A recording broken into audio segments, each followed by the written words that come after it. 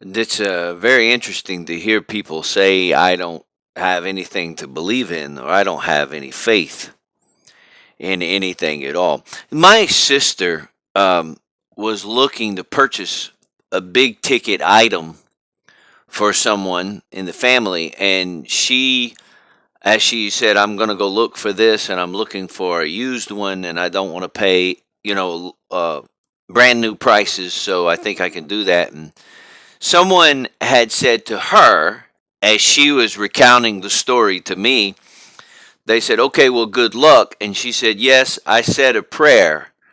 And the person responded by saying, do you really think that God cares about whether you get one of those within within a certain price range or not?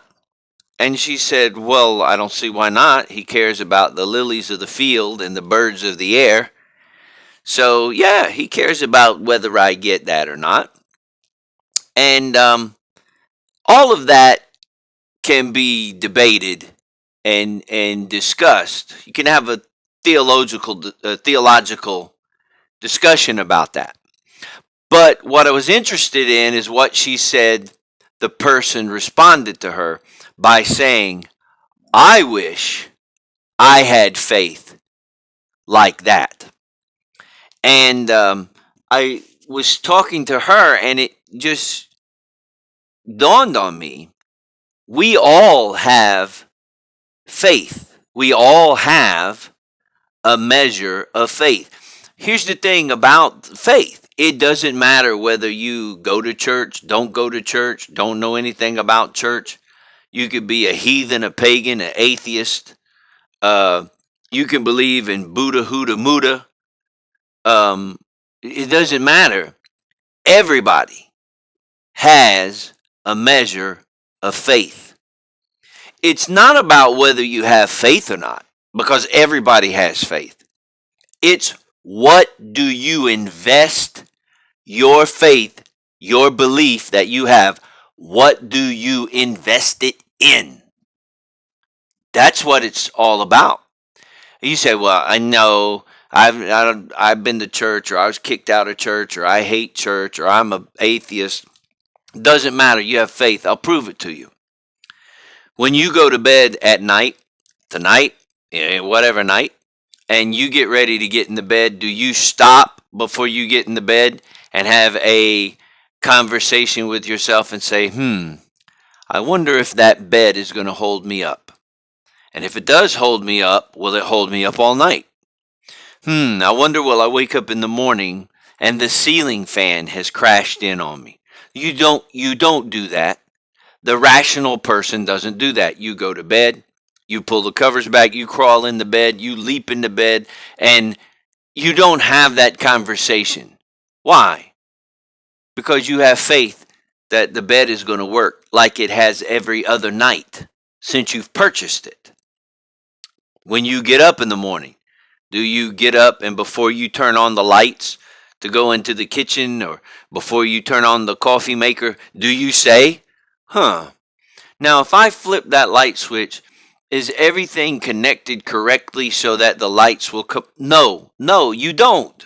You don't do that. You flip the lights on. Why? Because you have faith. You have faith it's going to work. You go to your car, turn the key or push the ignition, however you do it. Do you, well, I wonder if everything will fire? No, no. These are things that we almost take for granted. We just go and do it. That faith, we have invested that faith in these things, and it's become second nature that we don't even think about it. So, everybody, pagan, heathen, atheist, Christian, want to be Christian, hopes to be Christian, Christian that's not good at Christian, doesn't matter, does not matter. Everybody has faith. It's all about what you invest your faith in.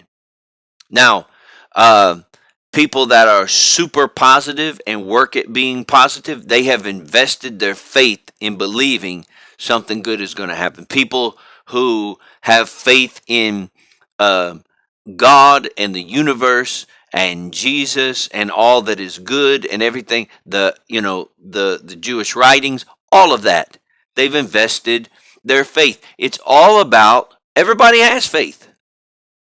It's all about, do you invest your faith? So I told her, I said, well, a great response to this person that said, boy, I wish I had faith, would have been to say, you do have faith.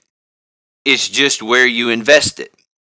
And she says, well, this particular guy doesn't have faith really in anything. He don't believe in God. He don't believe in Jesus. He doesn't believe. I said, well, he does have faith. He does invest it. He believes in himself. He gets up, he goes to work, he takes care of his bills. If something is wrong with his car, he can order a piece off of eBay, and that makes me jealous. He can order a piece off of eBay and then put it in his car. He knows how to do all that stuff. That makes me jealous. You know, I'm the kind of guy that pulls up to the mechanic and goes, hey, my car is broke. And they just say, cha-ching, cha-ching, this guy don't know nothing, right? Hey, well, the problem is, Scotty the trainer, you're low on blinker fluid. Oh, how much is that going to cost me? About $500. Well, I got to have it. So, I'm not that naive. But so he believes in himself. He has faith, but rather than invest it in God, the universe, all of that, he says, I believe in myself. And there's nothing wrong with believing in yourself, but faith is an investment. So when people say, I don't have that, you do. You have to invest, and you have to invest in the right thing. Years ago, I was doing pastoral work in Baltimore, and there was a guy that was a big fan of a minister on TV by the name of Kenneth Copeland. Kenneth Copeland's from Texas, and he's got, planes and flies all over the world and all of this stuff. He's a word of faith guy, right? To me, it's a name it, claim it type thing. Blab it, grab it, say it, spray it, that kind of stuff, which I have some issues with, but I won't deal with that right now.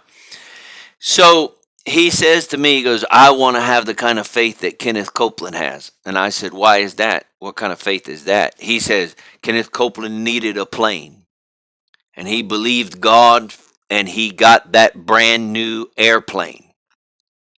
Now, we're not even discussing the fact that Kenneth Copeland has millions of followers across the world, and if he says, I need a plane, he's going to instantly have people that invest, right? So how much faith does that take? I'm just throwing that out there. But I said to him, I said, what would you do with a plane? Where would you park it? He said, what? I said, can you park it in your backyard or in your driveway? No. If you were to receive a plane, could you pay to store it at Port Columbus? Or I guess it's now John Glenn Airport, but then it was Port Columbus. Could you pay for that? Who would fly it? Could you pay for someone to fly it? And what would you need a plane for? Kenneth Copeland, okay, he needs to fly all over the world. Got that. Understand it. Makes sense. You, not so much. You need to believe God for a better running work van so you can get from the east side to the west side of the city so you can do your job. So have faith, but you don't need to have faith for a plane when you need faith for work or faith for a van or faith for this. Does that make sense? Hopefully it does. We need to have faith. Yes, we all have it already. Let's invest it. The thought comes to me is when Jesus said to his disciples, if you have faith as a grain of a mustard seed, you can do great works. Well, here's the thing about that. People think he's talking about the size. A mustard seed is tiny. It's almost like a speck of dust. That's not what he was saying. Faith as the grain of a mustard seed. A mustard seed, he wasn't saying the size. He was saying if you have faith like that, you plant a mustard seed. You plant it. So if you have faith as a grain of a mustard seed, he wasn't saying the size, he was saying plant it. Plant it in the right place. Plant it in areas of your life where you know you need assistance. Faith is important.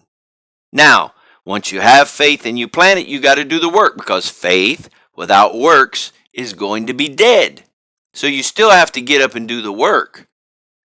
But man, let's let this faith, the faith we use to turn on lights and go to bed and trust the bed will hold us up and the car will still running.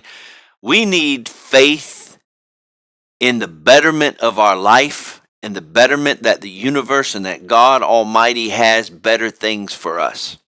That's why he keeps us around. He wants to see bigger and better things for us.